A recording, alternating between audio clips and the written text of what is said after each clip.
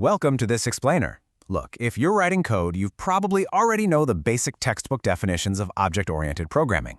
But today, we're throwing the textbook out the window. We're going to strip away those basics and really look at the deep-dive architectural trade-offs that senior engineers absolutely need to master. We're talking about exactly how your high-level code actually translates into JVM execution, and we'll uncover the hidden traps that can totally crash your performance or shatter your system's architecture.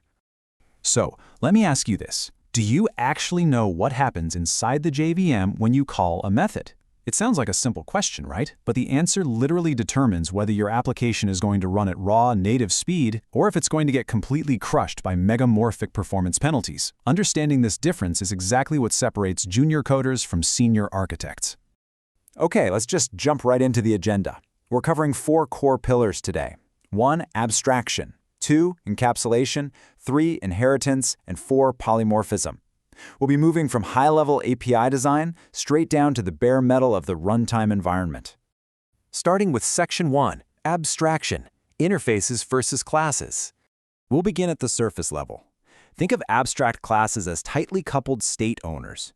When you use one, you're forging a strict is-a structural link. It defines identity, holds state through instance fields, and anchors the whole lifecycle using constructors. Now, contrast that with modern interfaces. These act as decoupled systems through stateless behavioral contracts. They're all about a can-do capacity. Because they bypass object initialization completely and hold zero state, they open the door for incredibly flexible, multiple inheritance. Historically, interfaces were, well, incredibly rigid. But starting in Java 8, the functional evolution of interfaces fundamentally shifted how we design type systems. Just imagine needing to add a stream method to the standard Java collection interface. Before Java 8, doing that would literally shatter thousands of third-party implementations overnight, but default and static methods enabled non-breaking evolution. Then, Java 9 came along and introduced private methods. This was a real game changer because it allowed us to cleanly extract shared subroutines inside the interface without leaking any of those internal details to the implementations. But of course, with multiple inheritance comes the risk of collisions. When you mix multiple interfaces, conflicts are going to happen. To prevent runtime chaos, the JVM strictly enforces 3 compiler resolution steps. First, concrete classes always win over interfaces. Second, the most specific subinterface wins over a superinterface. And third, explicit disambiguation. Basically, if 2 completely independent interfaces collide with identical default signatures, the compiler just throws its hands up. Your build will fail until you explicitly route it using the super keyword. There is absolutely zero ambiguity allowed. Moving on to Section 2, Encapsulation, the module boundary. For a really long time, encapsulation in Java was kind of just a suggestion. Before Java 9, we had this class path vulnerability model, where simply declaring a class as public exposed it to the entire global class path. Literally anyone dropping your jar into their runtime could use deep reflection, like tweaking a field to be accessible, to bypass your public APIs and mess with your internal, supposedly private state. It was a massive architectural weakness. To escape that Wild West, Java 9 brought us the Java Platform Module System, or JPMS. This created a rock-solid abstraction layer. Now, even if your class is public, it's completely invisible to external modules, by default, unless you explicitly export it in your module info file. Plus, any module that wants to use it has to explicitly require your module.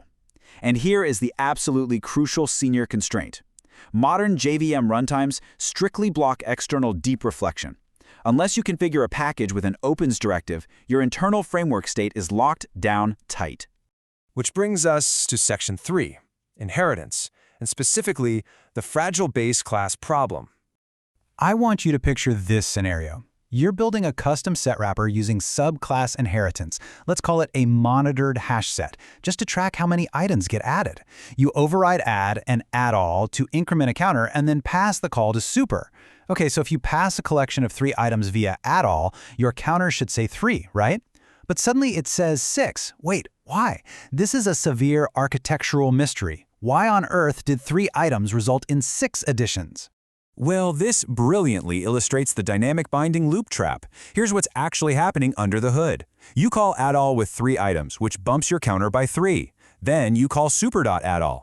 The parent hash set starts iterating through the collection internally, calling its own single add method for each item.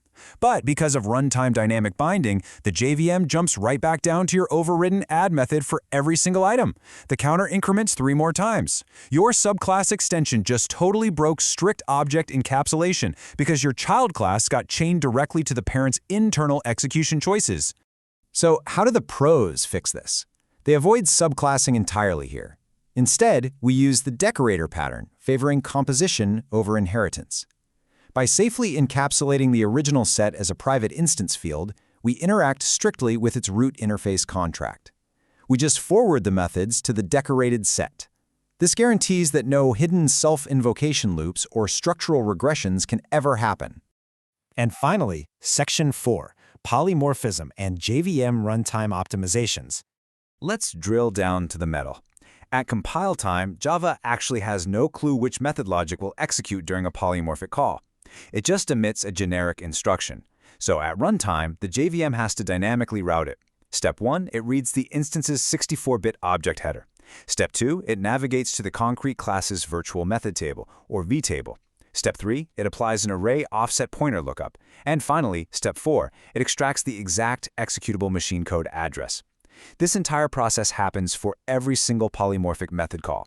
Now, as you can probably guess, traversing headers and vtables over and over introduces massive pointer lookup penalties. Because vtable lookups are super expensive, the JIT compiler actively optimizes hot call sites. Check out these optimization triggers. If a call site sees exactly one type 99% of the time, that's monomorphic inline caching. The JVM literally strips the vtable lookup entirely and injects the machine code directly into the call site for raw native speed. If it's exactly 2 types, it's bimorphic, which gives you a fast, instantaneous conditional check. But if you have 4 or more distinct class implementations hitting that exact same call site, that's megamorphic complexity, and it is a hard fail. The JIT optimization completely drops, and the JVM degrades back to executing full, expensive vtable array scans on every single pass. So as we wrap up this explainer, I really want this principle to stick. Writing advanced, highly performant Java is fundamentally about respecting boundaries. Whether you're locking down APIs with JPMS modules, relying on clean interface contracts, or understanding the JVM's memory layout to keep the JIT compiler happy, composition and encapsulation are absolutely your best tools. I'll leave you with this to ponder. Think about all those unseen performance penalties and security traps that might be hiding deep inside your inheritance trees right now. Knowing what you know today about dynamic binding and vtables, how much do you really trust the base classes you're extending? Take a look at your code bases, rethink your boundaries, and be sure to subscribe to Finite Bytes for more. Catch you in the next explainer.